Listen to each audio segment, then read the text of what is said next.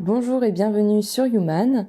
On se retrouve une nouvelle fois dans ce nouveau tuto pour une présentation du planning et découvrir ses principales fonctionnalités qui vont nous permettre de planifier facilement et rapidement l'ensemble des interventions des équipes techniques.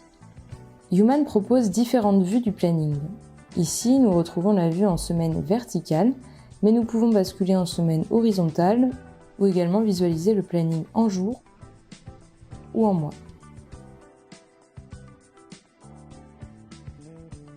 Tout ça va pouvoir être configuré au niveau des préférences que l'on retrouve dans la rubrique Paramètres de Human. Il vous suffira de cliquer sur le bouton Éditer en bas de la page et de se rendre dans la rubrique Calendrier. On retrouve ici le choix de la vue. Dans notre cas, nous souhaitons visualiser le planning au jour.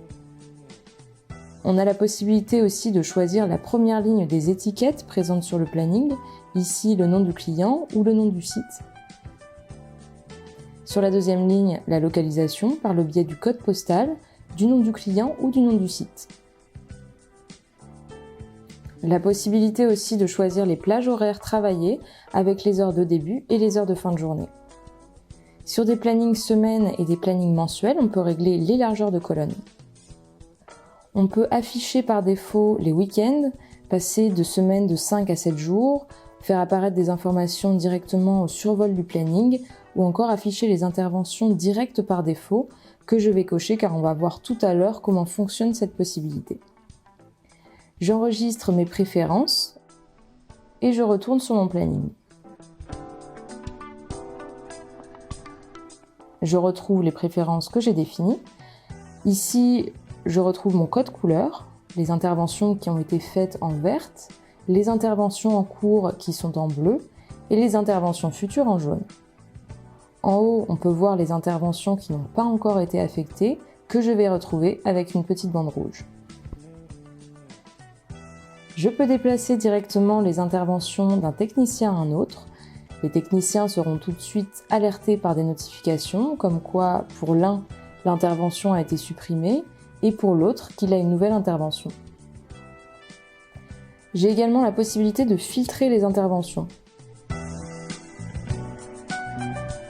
Par exemple, de regarder celles qui sont autour d'une localisation à un certain rayon. Je peux à la fois visualiser en un seul coup d'œil quelles sont les informations qui n'ont pas encore été affectées dans ce rayon et voir également qui va se trouver dans le rayon sur la période concernée.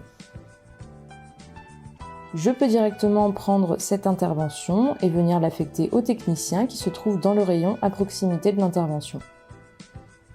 Je peux filtrer ici mes paramètres par défaut.